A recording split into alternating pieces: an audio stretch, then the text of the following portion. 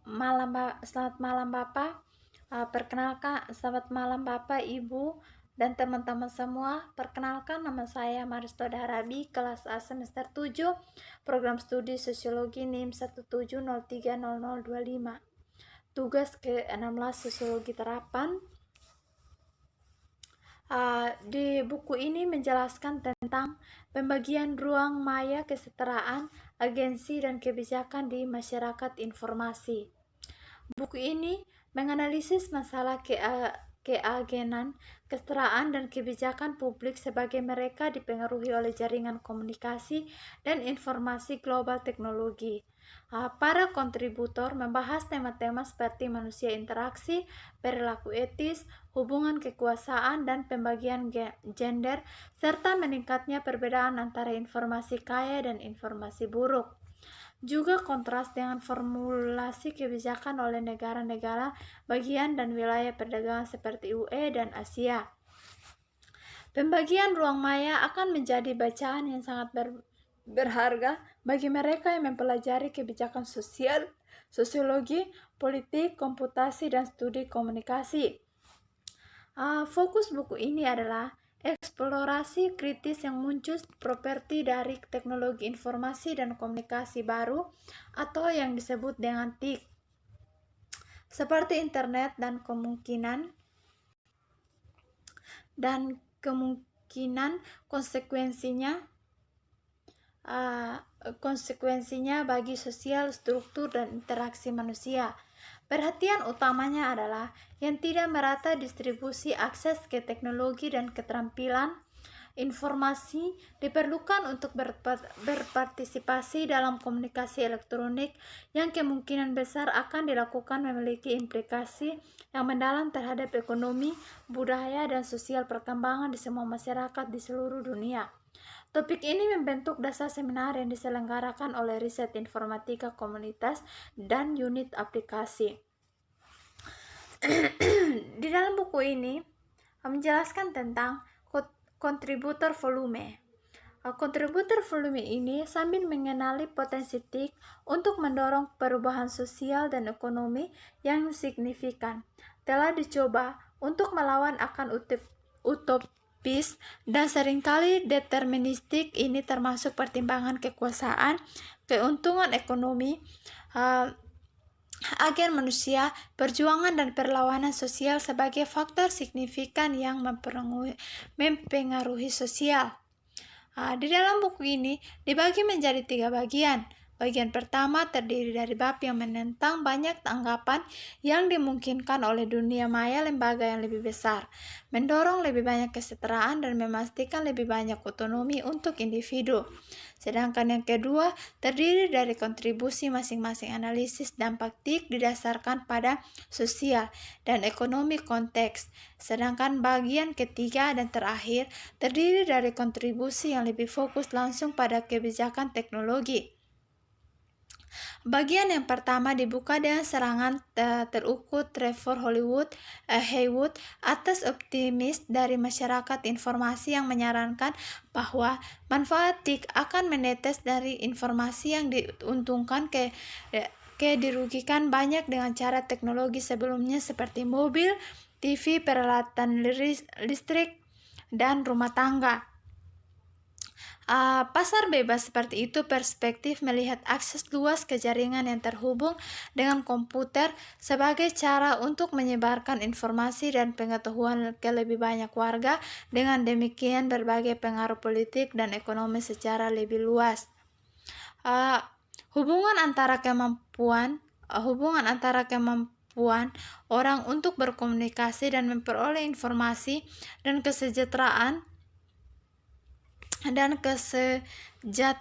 materi mereka dieksplorasi di Mike Analysis Holderness yang sangat baik tentang distribusi informasi dunia pengguna teknologi, bentuk perdagangan, ekonomi, dan pembangunan masa depan di seluruh dunia dipetakan dengan pertimbangan tingkat internet akses di berbagai wilayah Afrika khususnya, menyediakan kebaikan ilustrasi penyebaran konektivitas yang tidak merata di negara berkembang dan di dunia yang kurang berkembang.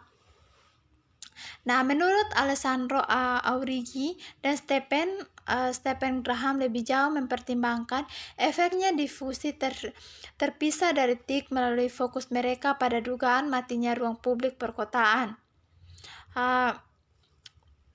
Sudah lama diperdebatkan publik karena kota-kota barat berada dalam kritis, terjebak antara privatisasi dan mengkomodifikasi kecenderungan dan meningkatnya ketakutan akan kejahatan di postmodern kota. Krisis ini terkait era dengan polarisasi sosial yang tumbuh yang terukir di lanskap kota-kota industri maju dengan zona sosial mereka yang semakin tersegmentasi dan terpisah. Sedangkan bagian kedua disediakan oleh Alison Adam dan Elian Green yang mencoba mempertemukan argumen tentang relasi gender di TIK di tempat kerja dan di dunia maya. Niat mereka adalah menjelajah cara di mana lembaga dibangun dalam kaitannya dengan partikular lokasi di mana TIK digunakan.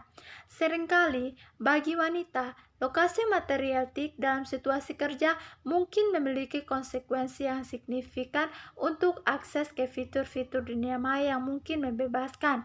Adam dan Green juga mempertanyakan beberapa asumsi cybermedicine, terutama dalam bentuknya yang lebih apolitis, perkembangan latar belakang global untuk jaringan komputer dikombinasikan dengan ledakan umum dalam jumlah pengguna telah membawa perubahan yang terhindarkan dalam penggunaan sistem komputer.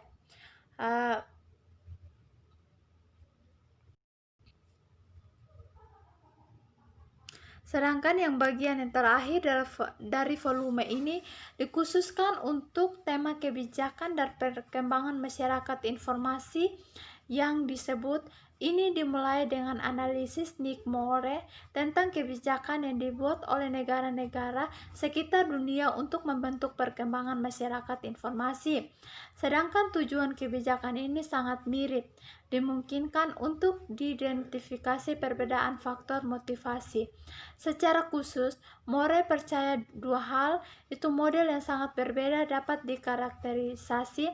Satu, didasarkan pada filosofi ekonomi liberal dan menekankan pentingnya sosialisasi yang dipimpin pasar mengeksploitasi modal swasta.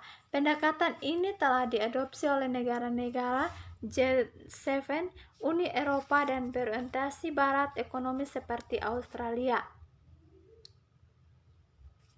Moore menyarankan bahwa pelajaran yang luas tampaknya adalah ketika berurusan dengan fenomena sosial, politik, ekonomi, dan budaya yang meluas mekanisme kebijakan neoliberal dengan penekanan pada ekonomi sempit solusi tidak memadai. Pendekatan holistik yang dicirikan oleh model dirigeste seperti lebih cocok. Pendekatan kebijakan Uni Eropa untuk mendorong perkembangan warga negara yang terinformasi dibahas oleh Jane Steele. Hanya dengan mendapat informasi yang baik memungkinkan warga negara menggunakan hak-hak mereka, memenuhi tanggung jawab mereka, dan memainkan peran penuh mereka dalam demokrasi proses. Pendekatan masalah kewarganegaraan dan informasi yang diperlukan untuk mendukungnya secara tradisional dan sangat nasional. Contoh kebijakan nasional tersedia di Puai Tang investigasi pendekatan pemerintah Inggris. Babnya mengidentifikasi kebutuhan pemerintah nasional untuk menghasilkan strategi informasi yang menangani ancaman. Ini sebagian dapat dicapai dengan kebijakan yang mendukung hak warga negara atas informasi publik dan sesuai tugas pemerintah untuk memberikan hak akses up-to-date informasi publik. Mungkin hanya ini saja yang saya bisa jelaskan tentang buku ini yang berkaitan dengan pembagian ruang maya kesetaraan agensi dan kebijakan di masyarakat informasi. Hanya ini saja yang saya bisa jelaskan. Sekian dan terima kasih. Shalom, selamat malam.